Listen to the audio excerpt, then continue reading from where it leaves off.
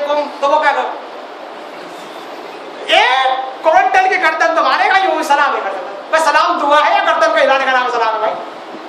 یعنی دین کو اتنا بگاڑ دیا، یہودی بھی پیچھے چھوڑ دیا ہم نے. بس غور کرنے کی ضرورت ہے میرے بھائی، اللہ محفوظ رکھے ہمیں. ہماری تہذیب، ہمارے گھروں سے اسلام چلا گیا، رخصت ہو گیا. ہندوؤں کے زیر حاصل ہم آ گئے، خالی ہاتھ اٹھانا رہ گیا، بس ہاتھ اٹھاتے رہو اور چلتے رہو، نہ دعا نہ سلام نہ کلام، کچھ نہیں. یہ سلام کلام منہ کے اندر گھومتے رہتے ہیں، باہر کبھی نہیں آتے. کبھی کسی کو بھائی دعا ہے، یہ دعا کے واسطے تو سارا معاملہ ہے، اصل تو دعا ہی ہے. آپ اس پر سلام کر رہے ہیں، مانا یہ ہے کہ اللہ تجھے سلامت رکھے، بہت اچھا رہے بھائی، بھلا بھلا یہ معاملہ. تو بہرحال نام بتائے، جب آدمی کہ کون ہے وہ تو نام بتائے. جبریل نے فرمایا نام ہے نہیں، انا جبرائیل. مما کا آپ کے ساتھ کون؟ فرمایا محمد الرسول اللہ، میرے ساتھ حضور صلی اللہ علیہ وسلم نے فرمایا حل بعث الیہ، کیا حضور صلی اللہ علیہ وسلم پرمیشن سے آ رہے ہیں یا بغیر پرمیشن کے آ رہے ہیں؟ یہ پوچھ رہے فرشتے. کہا نہیں، بعثت بھیجی گئی تھی، اللہ نے بلایا ہے. تو دروازہ کھل گیا، حضور فرماتے کہ میں اندر چلا گیا.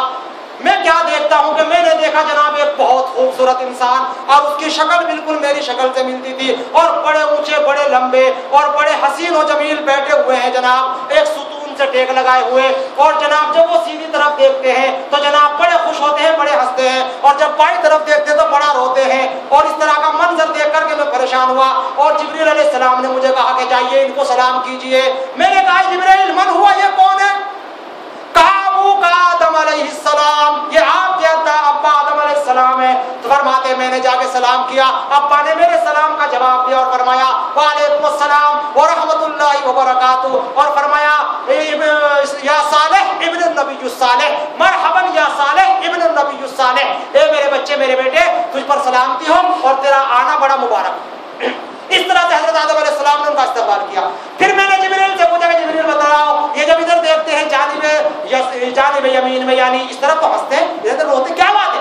فرما کہ اللہ تعالیٰ جب یہ دیکھتے ہیں سیدھی طرف تو اللہ تعالیٰ ساری قیامت تک کی پیدا ہونے والی نسلوں کو دکھلاتا ہے جن کو جنت میں جانا ہے. تو اپنی اولاد کو دیکھ کر کے یہ ساری جنت میں جائیں گے، بیچارے خوش ہوتے رہتے ہیں. اور جب دیکھتے ہیں جانب شمال میں یعنی الٹی جانب میں، تو اللہ تعالیٰ ان روحوں کو دکھلاتا ہے جو قیامت تک پیدا ہوں گے جن کو جہنم میں جانا ہے. تو اپنی اولاد کو دیکھ کر کے بیچارے روتے گے، سب نے جہنم میں جانا. اب بھائی باپ ہے نا، باپ کو تو اولاد کی اپنی فکر ہوتی.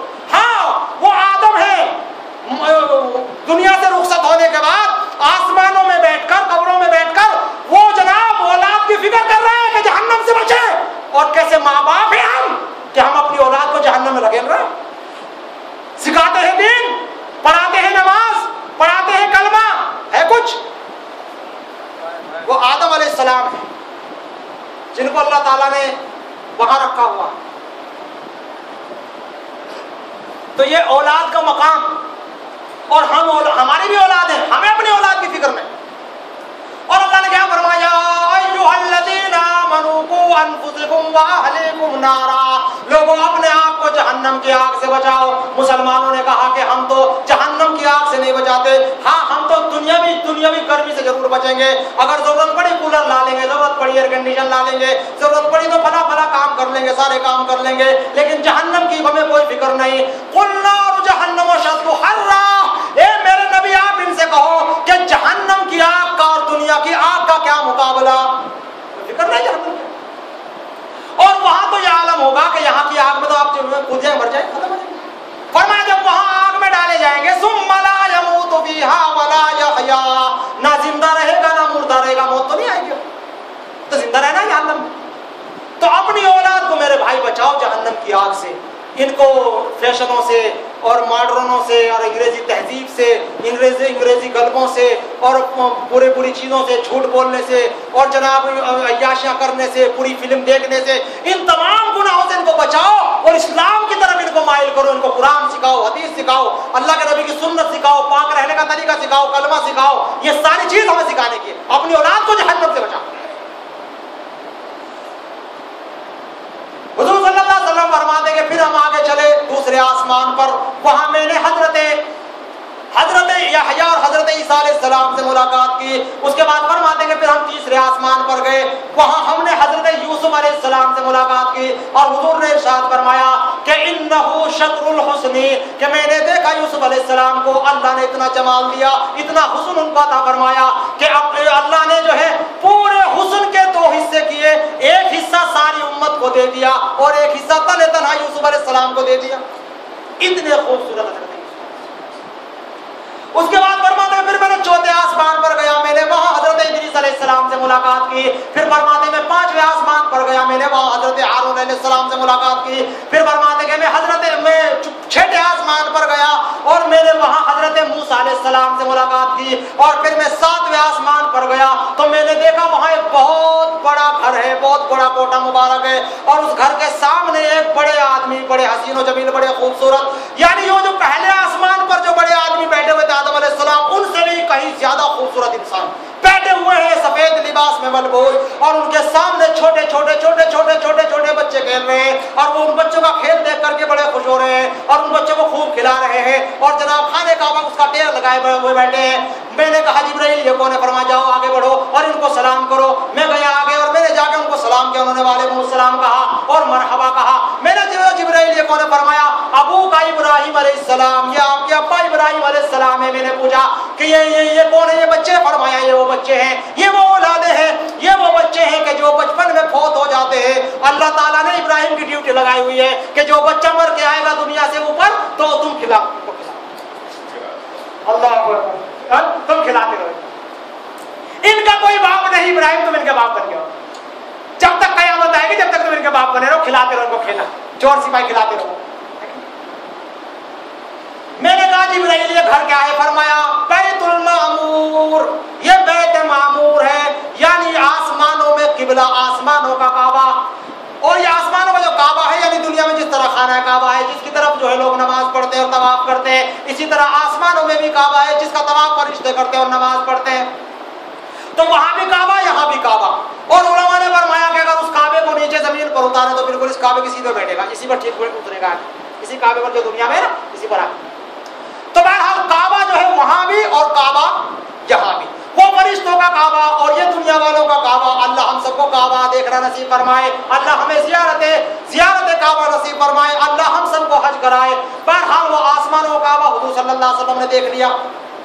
اور دیکھنے کے بعد فرمایا جبرائیل علیہ السلام نے کہ اللہ کے نبی آپ دیکھ رہے ہیں کتنا بڑا لشکر ہے فرشتوں کا جو طواف کر رہا ہے. فرمایا ہاں طواف کر رہا ہے. فرمایا اب یہ طواف کر کے چلا جائے گا، پھر دوسرا گروہ آئے گا، پھر تیسرا آئے گا، چوتھا آئے گا، اور جس کا ایک مرتبہ طواف کا نمبر آ گیا قیامت تک اس کو نمبر نہیں ملے گا. گویا فرشتے اس قدر ہیں کہ 70,000 بیک وقت طواف کرتے ہیں، اور جس کا ایک مرتبہ نمبر آیا پھر بعد میں کبھی نمبر نہیں آئے گا. گویا فرشتے کتنے ہیں. اس لیے اللہ نے قرآن میں فرمایا وَمَا يَعْلَمُ جُنُودَ رَبِّكَ إِلَّا هُوَ. اے میرے نبی آپ اعلان کرتے لوگوں میں لوگوں مجھے اللہ کی فوج فرر نہیں معلوم، مجھے اللہ کے فرشتوں کی تعداد نہیں معلوم، ان کا عدد میں نہیں جانتا. کتنے فرشتے اللہ جانتا، اتنے فرشتے اللہ نے بنائے. اس کے بعد فرماتے کہ پھر میں سدرۃ المنتہا کے پاس گیا. کہاں گئے جناب؟ آخر میں آگے نا انشاءاللہ، آخر میں آگے سدرۃ المنتہا. پہلے یہ سمجھ لو سدرۃ المنتہا کیوں کہتے ہیں اس کو؟ سدرۃ المنتہا انتہا کی جگہ، باؤنڈری ختم، اب اس سے آگے نہیں جا سکتا. اب سدرۃ المنتہا کے بعد اللہ کا عرش ہے، بس اور کچھ نہیں. یہ دریائے رحمت ہے، ایک دریا بھی ہے دریائے رحمت. آپ کیا سمجھتے ہیں کہ جناب آسمان سے بارش برستی ہے اور جناب پہاڑوں سے یہ برف سے نکال کے بھاپ بنتی ہے اور وہ بادل بنتا ہے پھر برس جاتا ہے. ہم تو اتنا پڑھتے ہیں نا بس. یہ بھی صحیح ہے، یہ بھی ٹھیک ہے. اللہ فرماتے ہیں قرآن میں کہ ہم جب چاہتے ہیں تو آسمان سے بارش برسا دیتے ہیں، اور جب ہم چاہتے ہیں تو پہاڑوں کی برسات کر دیتے ہیں، اور جب ہم چاہتے ہیں تو اپنے عرش کے نیچے سے دریائے رحمت سے ہم جو ہے بارش کرتے ہیں. یہ دریائے رحمت اللہ کے عرش کے نیچے ہے. کان عرشہ علی الماء. اللہ نے قرآن میں فرمایا کہ میرا عرش پانی کے اوپر ہے اور وہ پانی دریائے رحمت ہے. اللہ وہ پانی ہم سب کو نصیب فرمائے. تم کیا سمجھتے ہو کہ جناب پانی خالی ڈبوتا ہی ہے؟ وہ پانی اگر ڈبوتا ہے تو زندگی بھی تو دیتا ہے نہیں؟ پانی زندگی تو دیتا ہے.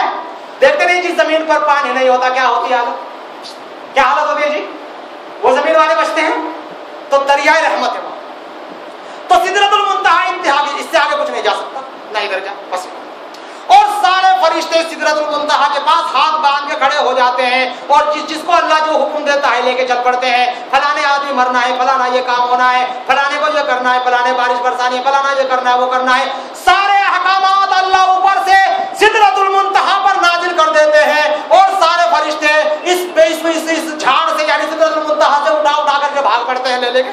चलो भाई अपनी ड्यूटी में लग जाओ, अब अपनी ड्यूटी में लग जाओ। समझ रहे? अब आपको जो यहाँ लेके आए हैं ना, अल्हम्दुलिल्लाह सिदरतुल मुंतहा के पास ऑर्डर हो गया, इसलिए आप आ गए, फरिश्ता लेके आ गए आप। हाँ, शुक्र अदा करो अल्लाह का, अल्लाह हमें कबूल फरमा लिया। वरना कितने भाई हैं जो सो रहे होंगे, कितने भाई जो घूम रहे होंगे, है ना? अगर पिक्चर चलती रहती और हॉल में बैठे रहते, चाहे 90 साल का बुढ़ा भी होता, आराम से पलट क्या है, क्या डांस है भाई। हाँ, गर्मी चढ़ जाती है, गर्मी। खैर अल्लाह खैर करो, अल्लाह रहम फरमाए। तो ये है जनाब, यहाँ अल्लाह के अहकामात आते, फिर यहाँ से फरिश्ते लेके चलते। और हुजूर सल्लल्लाहु अलैहि वसल्लम ने फरमाया कि वो सिदरा का जो दरख्त था, वो दरख्त की मैं शान क्या बतलाऊं तुम्हें, नूरुन ज़हबन, ऐसा नूर उसके ऊपर पड़ रहा था कि जनाब बड़ा अजीब व गरीब मंजर था। जैसे कलर बदलते रहते हैं, आपने देखा होगा कि कभी हरी लाइट जल गई, कभी ग्रीन लाइट जल गई, कभी लाल लाइट, कभी रेड, कभी पला, वो जो रंगीन बदलते रहते हैं, वो मंजर जो बदलते रहते हैं। फरमाया इस तरह का वहां नूर के, अल्लाह के नूर की तजल्लियात का रंग बिरंगा रंग हो रहा था कि मैं बड़ा परेशान हूँ। और हुजूर ने फरमाया इन्नी ला असिबु, वो मंजर तो मैं बयान नहीं कर सकता। और उसका जो पत्ता था, पत्ता जो था उस झाड़ का, बेरी के दरख्त का, वो इतना बड़ा पत्ता था जैसे हाथी के कान। और उसका जो फल था यानी बेर जो था उसका, वो ऐसा था जैसे कलाल हिजर, हिजर एक यानी भाचर जो होते हैं ना, भाचिर के मानित उसका वो था।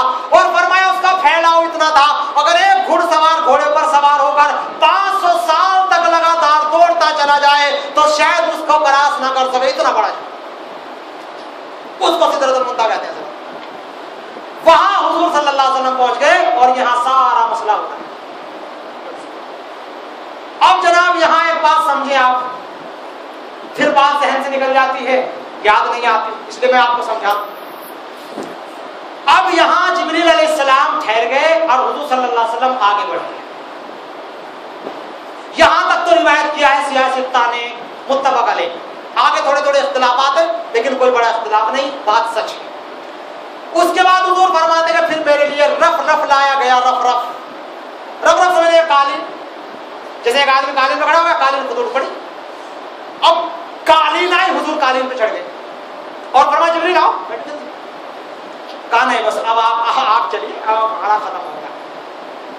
इंद सिदरतुल मुंतहा, हुजूर हमारी इंतहा हो गई, हम आगे नहीं जा सकते।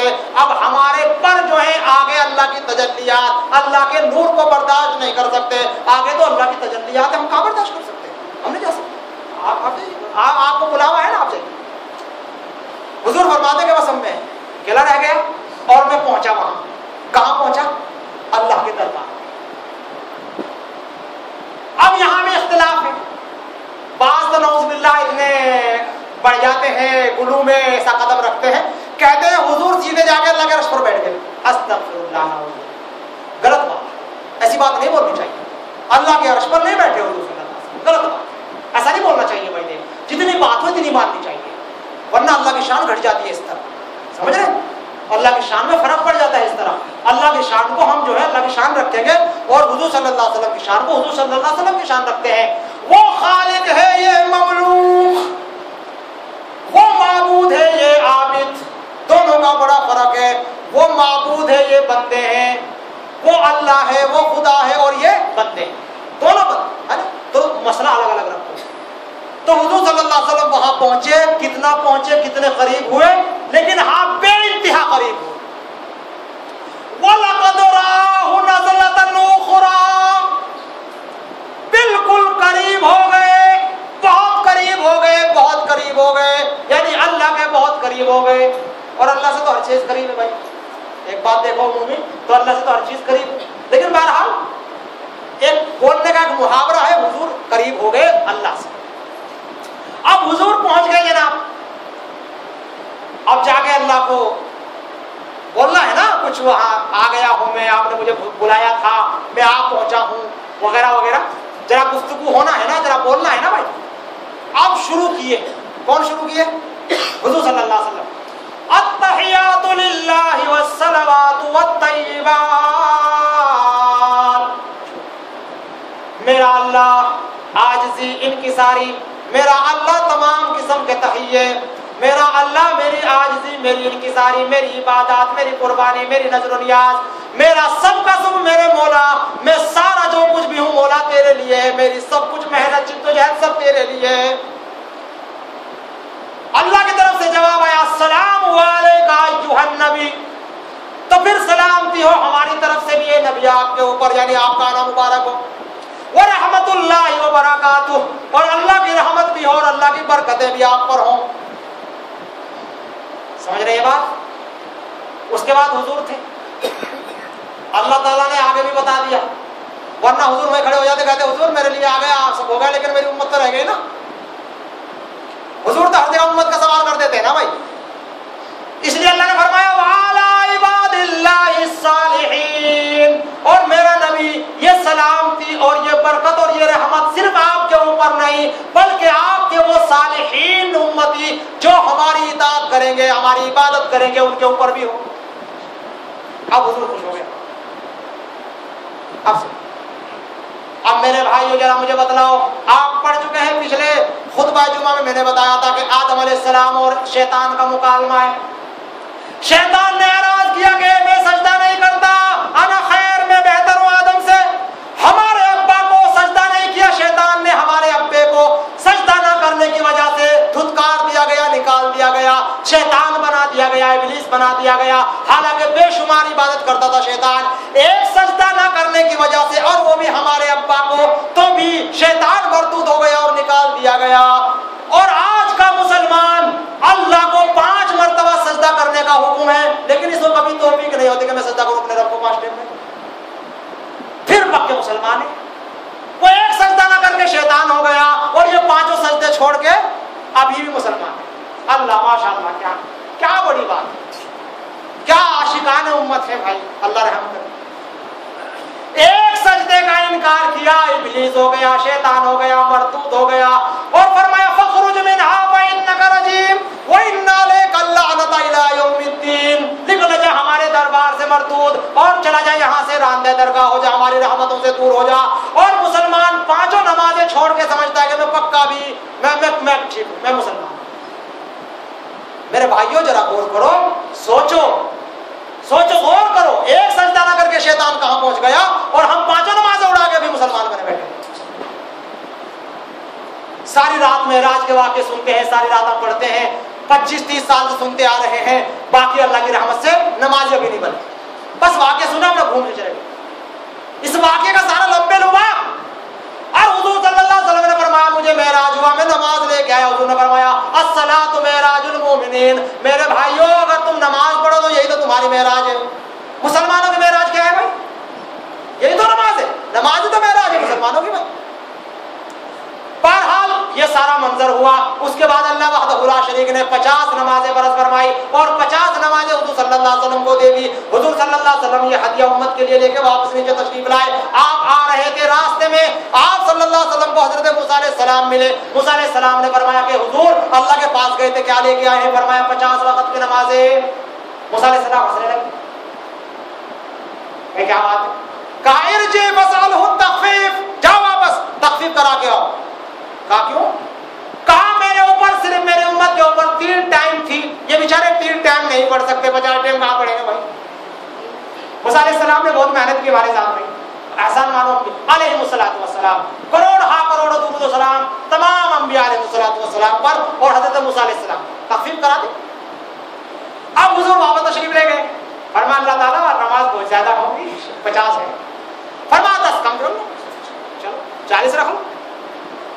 اس کے بعد پھر آئے موسیٰ, خیر جو بھی ہو گیا 50, ابھی تو 40 ہے بابا, واپس جاؤ.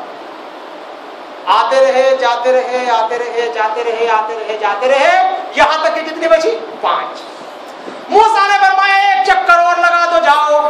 حضور صلی اللہ علیہ وسلم نے فرمایا کہ استحیات ربی, اب تو مجھے میرے رب سے شرم آتی ہے کہ 5 بھی اگر یہ اٹھ گئے تو پھر میں کیا لے کے جاؤں گا, بس اب نہیں میں جاتا.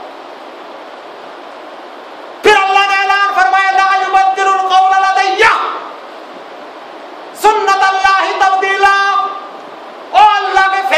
بدلا نہیں کرتے, اللہ کی سنت بدلا نہیں کرتی. ہم نے 50 فرض فرمائی ہے اور ہم نے تخفیف کر دی ہے. تم ادا تو 5 کرو گے لیکن ہم ثواب جو ہے 85 کا دیں گے. ثواب کتنا ملے گا حضرت؟ 50 کا. ثواب 50 کا ہی رہے گا. ہمارے فیصلے اٹلے بدلا نہیں کرتے. ابو طالب کافر ہو کے مرے ہیں ٹھیک ہے, لیکن حضور صلی اللہ علیہ وسلم کی خدمت کی ہے. ہم نے جہنم میں عذاب میں تخفیف کر دی. سمجھے؟ یہ تو تخفیف تو ضرور ہو جائے گی مگر جہنم سے بچ نہیں سکے. اسی طریقے سے جناب عالی بالکل کلیہ طور پر کینسل ہو جائے گا. جو لکھا گیا تخفیف ہو سکتی ہے لیکن اجر مکمل ملے گا انشاءاللہ. وہ ہمارے ایک مولوی صاحب تقریر کر رہے تھے اور کہہ رہے تھے کہ حضور کا کتنا بڑا احسان, بار بار جا رہے ہیں, بار بار آ رہے ہیں, اور جناب الحمدللہ 50 سے چل کے 5 رہ گئی. ایک آدمی کھڑا ہو گیا کہہ رہا مولوی صاحب حضور کے بے شمار احسان ہیں, ان احسانوں کا بدلہ نہیں دے سکتے.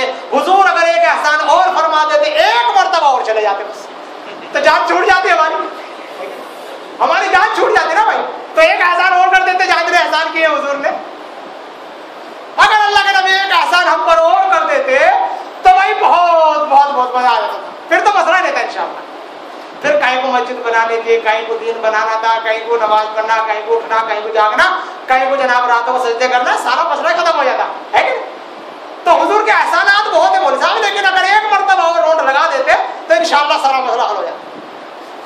اس کے بعد حضور صلی اللہ علیہ وسلم فرماتے ہیں کہ پھر میں جناب عالی جبریل مجھے لے کے چلے اور مجھے حضور صلی اللہ علیہ وسلم فرماتے ہیں کہ مجھے لے گئے جنت میں. اور میں نے جنت میں جب دیکھا تو وہاں ایک بوڑھی عورت بیٹھی ہوئی ہے اور میں دیکھ کے بڑا حیران ہوا. میں نے جبریل دیکھا یہ بوڑھی عورت کون ہے؟ فرمایا یہ اللہ کے موحد بندی ہے. اس کا واقعہ لمبا ہے بھائی, میں پھر کبھی بتاؤں گا, جلدی آگے بڑھے. اس کے بعد فرمایا کہ پھر میں نے آواز سنی جوتوں میں, کوئی جوتے بجاتا ہوا آ رہا ہے. میں نے کہا جناب عالی یہ جوتے بجاتا ہوا جنت میں کون آ رہا ہے؟ جبریل نے فرمایا کہ یہ آپ کے امتی حضرت بلال رضی اللہ تعالیٰ عنہ ہے. اس کے بعد فرماتے کہ پھر میں آگے بڑھا. جب میں آگے جا رہا تھا میں نے دیکھا ایک بہت خوبصورت محل ہے اور بڑا حسین و جمیل محل ہے. ساری جنت ایک طرف, وہ محل کے علاوہ ایک طرف. میں نے کہا اتنا خوبصورت محل جبریل کس کے لیے؟ فرمایا یہ آپ کا امتی حضرت عمر رضی اللہ تعالیٰ عنہ کا ہے. اس کے بعد فرماتا پھر میں اور آگے بڑھا. میں نے دیکھا اس سے بھی بہترین خوبصورت محل اس کے اوپر ہے. میں نے کہا جبرائیل یہ کس کا محل ہے؟ فرمایا اللہ کے نبی صلی اللہ علیہ وسلم یہ ابو بکر کا محل ہے. میں اور آگے بڑھا. میں نے دیکھا اس سے کہیں زیادہ خوبصورت اور زیادہ اچھا محل ہے. میں نے کہا اللہ کے, پوچھا جبرائیل یہ کس کا محل ہے؟ فرمایا اللہ کے نبی یہ آپ کا محل ہے جو اللہ کے عرش کے بالکل قریب ہے, اللہ سے جڑا ہوا ہے, یہ گویا آپ کا محل ہے. فرمایا تو پھر میں اپنے محل میں جا رہا ہوں. جبریل نے فرمایا نہیں, ابھی آپ کی عمر باقی, ابھی محل سے بھی آپ دنیا میں جائیے, آپ بعد میں آئیے, ابھی محل لے کے آپ محل میں, یہ نہیں بات ہونے کی, اب واپس چلو. حضور صلی اللہ علیہ وسلم یہ سارے منظر دیکھتے جا رہے ہیں. آپ نے فرمایا کہ میں نے جنتوں میں یہ دیکھا, دروازے بھی دیکھے, فلانے بھی دیکھا, یہ بھی دیکھا, وہ بھی دیکھا. بہت انشاءاللہ جنت اور جہنم کا بیان میں شب برات میں کروں گا. جنت بھی اور جہنم بھی دونوں چیزیں انشاءاللہ شب برات میں رکھوں گا, جنت بھی اور جہنم بھی. مختصر یہ کہ پھر حضور صلی اللہ علیہ وسلم فرماتے کہ میں نے پھر جہنم میں گیا میں, اور میں نے جہنم کو دیکھا اور جہنم کی آگ جل رہی ہے اور اس کے 7 طبقات ہیں. اور میں نے وہاں نمرود کو, حامان کو, شداد کو, بے نمازیوں کو, بددینوں کو, فاسق کو, سود کھانے والوں کو, زانیوں کو, اور سارے کا نام گنوائے حضور نے. ان سب کو میں نے وہاں دیکھا اور جھوٹ بولنے والوں کو, غیبت کرنے والوں کو, چغلیاں کرنے والوں کو, ان تمام کو میں نے جہنم میں دیکھا. اللہ محفوظ رکھے. توبہ کرو میرے دوستو, جھوٹ سے, غیبت سے, چغلیوں سے, نماز چھوڑنے سے, سود کھانے سے, زنا کرنے سے, شراب پینے سے, سب ہم انشاءاللہ توبہ کریں. لوگوں سے توبہ کریں انشاءاللہ. بہرحال یہ سارے مناظر حضور صلی اللہ علیہ وسلم دیکھتے جا رہے ہیں. اس کے بعد حضور صلی اللہ علیہ وسلم واپس تشریف لائے اور جناب وہی مسجد اقصی میں واپس آ گئے. اور حضور فرماتے کہ مجھے بڑی پیاس لگی. جب مجھے پیاس لگی تو میں نے کہا جبرائیل میں پیاس لگ رہی ہے.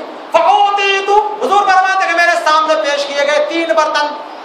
ایک برتن میں شہد تھا, دوسرے برتن میں جناب عالی دودھ تھا, اور تیسرے برتن میں جناب شراب تھی. فاخترت اللبن, حضور فرماتے کہ میں نے اختیار کر لیا فوراً دودھ کو, میں نے دودھ رکھ.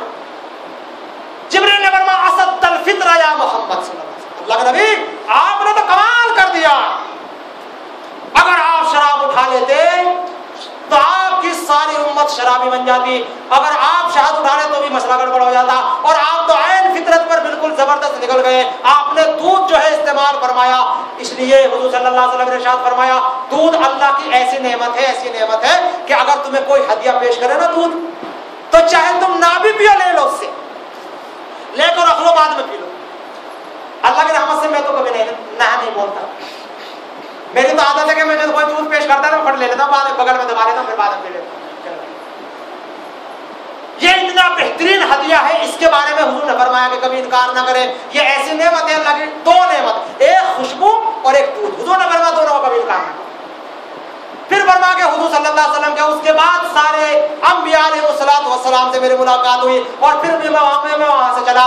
روایت میں آتا ہے مسلم کی، حضور صلی اللہ علیہ وسلم فرماتے ہیں پھر ہم براق پر سوار ہوئے. جب براق ہمارا چل رہا تھا فمررت بموضع اذا موسیٰ علیہ السلام حتی قائم یصلی فی قبرہ. ہم ایک ایسے مقام سے گزرے کہ جناب حضرت موسیٰ علیہ السلام اپنی قبر میں کھڑے ہوئے نماز پڑھ رہے ہیں. ابھی تو وہاں پڑھ رہے تھے نماز، اب یہاں نماز. حتیٰ کہ مسلم کی حدیث میں آتا ہے صحابہ کرام سے اللہ کے نبی نے فرمایا کہ اگر تم مجھے اس جگہ پر آج بھی لے کے چلو تو میں آج بھی بتا سکتا ہوں کہ جناب موسیٰ کی قبر کون سی ہے اور جناب وہ نماز کہاں پڑھ رہے تھے. عند کثیب الاحمر، ایک سرخ ریت کا ٹیلا ہے اور وہی موسیٰ علیہ السلام کی قبر ہے اور اسی قبر میں نے ان کو نماز پڑھتے دیکھا. اس کے بعد حضور صلی اللہ علیہ وسلم فرماتے کہ پھر ہم واپس آ گئے اور رات کا تھوڑا حصہ بھی باقی نہیں بچا، یعنی تھوڑا سا حصہ گزرا تھا رات کا اور ہم واپس آ گئے، یعنی سفر مکمل ہو گیا. بس بھائی انشاءاللہ پھر کبھی بیان کر دیں گے. تو مختصر یہ کہ جناب آ گیا، سفر ہو گیا. اس کے بعد صبح ہوئی. صبح ہونے کے بعد آپ صلی اللہ علیہ وسلم نے حضرت عمر سے کہا میں نے تمہارا محل دیکھا ہے لیکن میں تمہارے محل میں داخل نہیں ہوا. کبھی عمر کچھ کہنے لگ جائے، عمر رونے لگے، کہا اللہ کے نبی بلا آپ میرے محل میں جاتے میں آپ کو منع کرتے بس تب. یہ حضور کے مذاق تھے، اس طرح کا مذاق حضور کرتے تھے. پھر حضور کی نظر پڑ گئی اس صحابی پر جو بیٹھے ہوئے تھے سامنے، ان کا نام تھا حضرت بلال. کہا بلال کھڑے ہو جاؤ اور کہنے لگے اللہ کے نبی کہ بلال ابھی تو کوئی نبی بھی جنت میں نہیں، ابھی تو جناب علی انبیاء بھی نہیں، شہداء بھی نہیں، صالحین بھی نہیں، کوئی جنت میں نہیں گیا اور جناب آپ تو جنت میں جوتے چٹکاتے گھوم رہے ہیں. آخر تم نے جنت میں جانے کا عمل کون سا کیا ہوا ہے؟ حضرت بلال نے فرمایا کہ اللہ کے نبی میں رات میں جب سوتا ہوں تو وضو کر کے 2 رکعت نماز پڑھ کے سوتا ہوں، بس اتنا سا. اور ہم تو ماشاءاللہ فلم لگا کے 3-4 فلمیں دیکھ کے آرام سے سو جاتے ہیں اور پھر صبح اٹھ کے اعلان کرتے ہیں کہ رات تو بڑا اچھا خواب آیا تھا، مول صاحب میرا تعبیر بتا دو. اور بڑے اللہ معاف کرے ہم اور ہمارے مسلمان بیچارے محبت میں کہنے یا بے ادبی جو بھی کہنے، کبھی کبھی محبت میں غلو ہو جا کر کے بے ادبی ہو جایا کرتی ہے. استغفر اللہ. یہاں براق ہے اور جاگ رہے ہیں جبرائیل علیہ السلام اور جاگ رہے ہیں محمد رسول اللہ صلی اللہ علیہ وسلم یا انبیاء علیہ السلام. باقی کسی بندے کو کوئی خبر نہیں کہ براق بھی آیا ہے. براق پر حضور سوار بھی ہوئے ہیں اور چلے بھی ہیں اور ہماری مارکیٹ میں اللہ کے فضل و کرم سے بلکہ مسلمانوں کے گھروں میں براق کی فوٹو بھی لگی ہوئی ہے اور براق بھی اتنا خوبصورت ہے ماشاءاللہ کہ جناب اس کے اوپر رنگین کپڑا بھی اڑایا ہوا ہے اور جناب اس کی شکل جو ہے عورت کی ہے. استغفر اللہ. وہ نبی محمد الرسول اللہ جس نے کبھی کسی عورت کو اپنے آنکھ بھر کے نہیں دیکھا، غیر محرم عورت کو کبھی حضور نہیں دیکھتے تھے. استغفر اللہ. یہ جناب علی سواری بنا کے لا رہے اس کے لیے. استغفر اللہ. یہ بیت بھی نہیں، گستاخی نہیں ہے. حضور صلی اللہ علیہ وسلم کے سامنے میں میرے عزیز یہ فوٹو کھینچنے والے گئے تھے کہاں؟ وہاں تو براق کسی نے دیکھا ہی نہیں ہے. یہ فوٹو کھینچنے والے کہاں مرے وہاں سمجھ میں نہیں آتا. میرے بھائی اگر کسی گھر میں فوٹو ہے نا جا کے فوٹو کو چولہے میں رکھ دینا جا کے بھی عورت. سمجھ میں آئی بات؟ ورنہ حضور صلی اللہ علیہ وسلم کی شان میں گستاخی کرنے والا وہی شخص ہوگا جو اس طرح کا کام کرتا ہے. کیوں؟ عورت کی تو فوٹو ہے، اس کا چہرہ عورت کا ہے. میں نے دیکھا ہے، مجھے دکھایا کسی بھائی نے اور ایک جا گیا تھا میں نے وہاں توڑ دیا بہرحال انہوں نے. تو یہ تھا وہ معاملہ. تو میرے عزیز یہ تھا براق کا وہ. تو حضور صلی اللہ علیہ وسلم یہ بیٹھے. اب اس کے بعد حضور نے اعلان فرمایا کہ رات میں مجھے معراج ہوا فلا فلا فلا فلا. اب جناب مشرکین مکہ جو تھے ابل پڑے اور ابو جہل نے اعلان کیا کہ دیکھو ہم نے تمہیں پہلے کہا تھا کہ یہ آدمی دیوانہ ہے، مجنون ہے، پاگل ہے. آج اپنے پاگل پنے کا پنا پورا باہر آ گیا، آج اس کا گھوٹالا معلوم ہو گیا. کہتا ہے کہ میں نوبی ہوں، فلاں ہوں، فلاں ہوں. سمجھ لیا تم نے؟ وہ 2 مہینے کی مسافرت، وہ آسمان اور زمین اور جنت و جہنم کہاں ہے. جناب علی سب کچھ دیکھ کر کے سفر کر کے آ گئے ہیں. اتنا بڑا جھوٹ تو کوئی بھی نہیں بول سکتا. استغفر اللہ. اس طرح کی اس نے باتیں کرنا شروع کر. اب جناب حضور صلی اللہ علیہ وسلم فرماتے ہیں کہ ماننے کو مشرکین تیار ہی نہیں کہ اتنا بڑا کام ہوا ہے.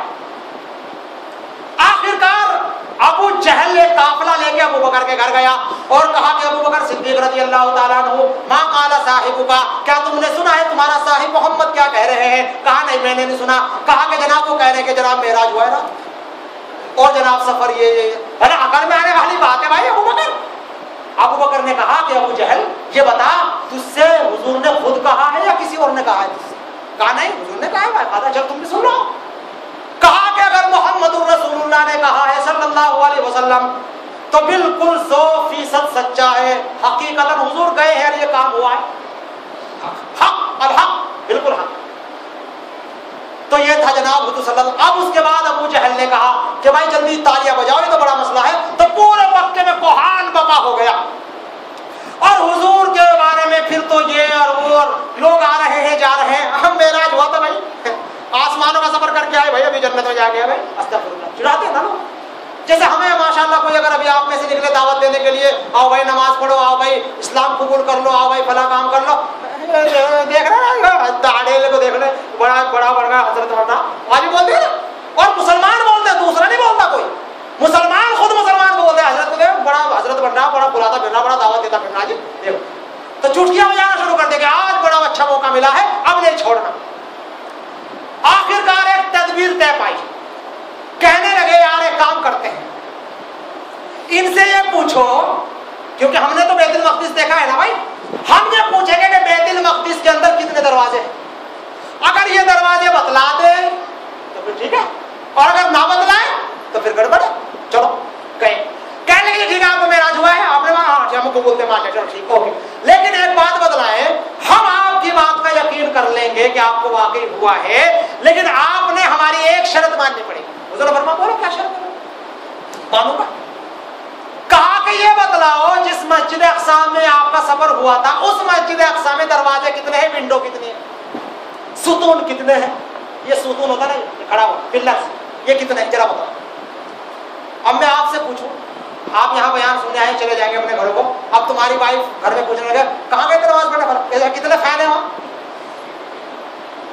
کتنے دروازے ہیں، ونڈو کتنی، آپ بتا دیں گے؟ اب میں بیان سننے گیا تھا بھائی، میں پروگرام دیکھنے گیا تھا، نماز پڑھنے گیا تھا، میں فین تھوڑا گر رہا تھا وہاں، ہے کہ نہیں؟ حضور فرماتے ہیں کہ میں اتنا پریشان ہوا کہ میرے اوپر تو بالکل آسمان ٹوٹ گیا، اور جناب وہ سوال کر رہے ہیں اور میری بہت بری حالت ہے۔ آخرکار جبریل علیہ السلام تشریف لائے، میں نے دیکھا جبریل میرے بازو میں ہے، اور کہا کہ محمد رسول اللہ صلی اللہ علیہ وسلم گھبرانا نہیں، آپ بالکل کہہ دیں کہ بے فکر ہو جاؤ، پوچھو تمہیں کیا پوچھنا ہے، اور تم اگر پوچھتے ہو کہ ستون کتنے، پلر کتنے ہیں، تم پوچھتے ہو دروازے کتنے، ونڈو کتنے ہیں، تو اے محمد الرسول اللہ سامنے ذرا دیکھو۔ حضور فرماتے میں نے سامنے دیکھا پورا بیت المقدس جبریل لے کے کھڑے ہوئے ہیں، اور کہا حضور گنتے جائیے بتاتے جائیے، گنتے جائیے بتاتے جائیے۔ حضور فرماتے میں نے ایک ایک کا جواب دیا، انہوں نے بدبختوں نے سارے گنے ہوئے تھے، کہنے بالکل ٹھیک ہے بھائی۔ ایک نے کہا جلدی ماننے والے بات نہیں بھائی، یہ جادو چل جاتا ہے اس کا، دیکھ لیتا ہے بہت دور کا، آسمان میں جادو چلتا ہے ان کا، یہاں زمین کی بات کر رہے تو۔ ابو جہل نے پھر ایک تدبیر اور کہی، کہنے لگا چلا ایک مسئلہ اور رہ گیا، اب کو مان لیں گے بس، اور وہ یہ ہے کہ ہمارا ایک قافلہ گیا ہوا ہے ملک شام میں تجارت کے لیے، وہ واپس آ رہا ہے، تو اگر آپ گئے ہوں گے ملک شام راستہ تو وہی ہے، تو آپ کو وہ قافلہ ضرور ملا ہوگا، بتاؤ وہ قافلہ تمہیں کہاں ملا تھا؟